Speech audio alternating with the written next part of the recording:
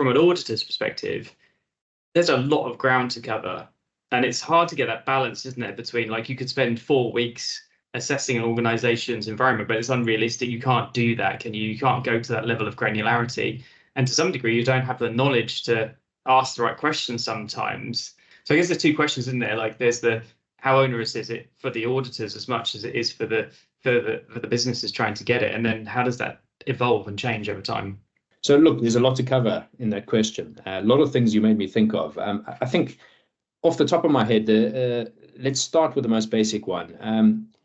Any entity undergoing PCI DSS compliance, doesn't matter what version of the standard it is, you need to have a relationship with your assessor.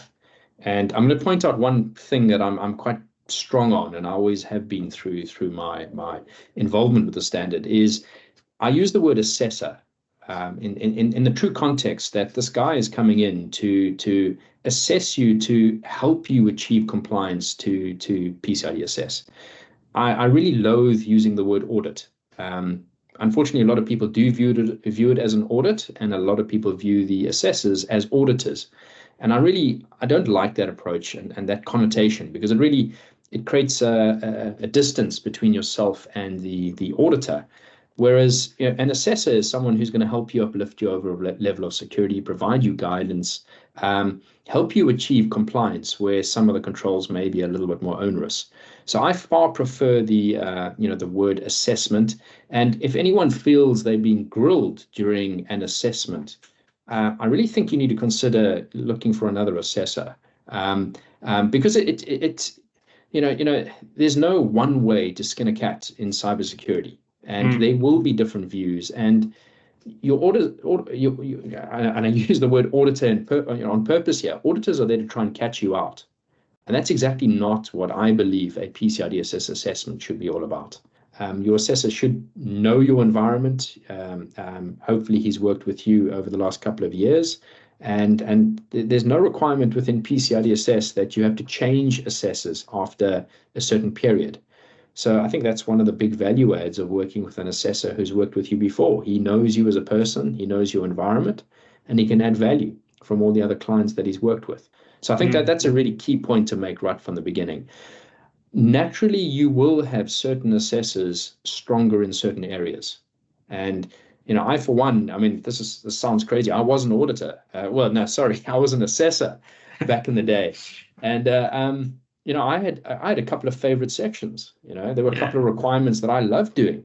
So look, there naturally always will be a preference for an assessor to focus on certain areas. I think it's natural to expect that. I don't think that's a bad thing. If you are having challenges in a particular area, I'm going to take a step back. The standard has evolved, from its first issuance through to where we are now with the imminent, sunset of version 3.2.1, end of this month, and moving into version 4. The standard has had to evolve. It must evolve because the threats are changing, and I think that's really a given. We've got to accept that, and it should change because the threats are evolving. Having said that, I've always felt that the bulk of your work, if you're approaching PCI DSS from a mature perspective, your first assessment is going to be tricky. It's going to be onerous. Yep. It's going to be comprehensive. There are 360 odd controls to go through. It'll take a lot of time and a lot of effort, and a huge effort for you to get through that, and a lot of work from your assessor.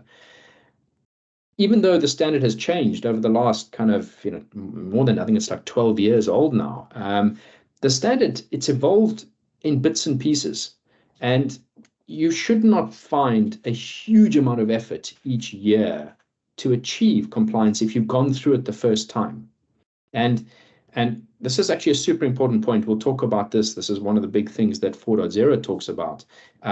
But any entity who says to me, you know what, every year we have to do a huge amount of work to get compliant for the following year, that says to me that you're not following the regime and the maturity that PCI DSS expects. You should be doing most of those things naturally. And, if you're not keeping evidence throughout the year, in the view that your assessor is going to want to see that, when the audit period comes around, or calling it the audit period again, but the date of your compliance expiry, you need to have that mature approach that you're continually working towards compliance and maintaining compliance. And then it becomes less onerous to become compliant, to achieve compliant once you've done that initial big push.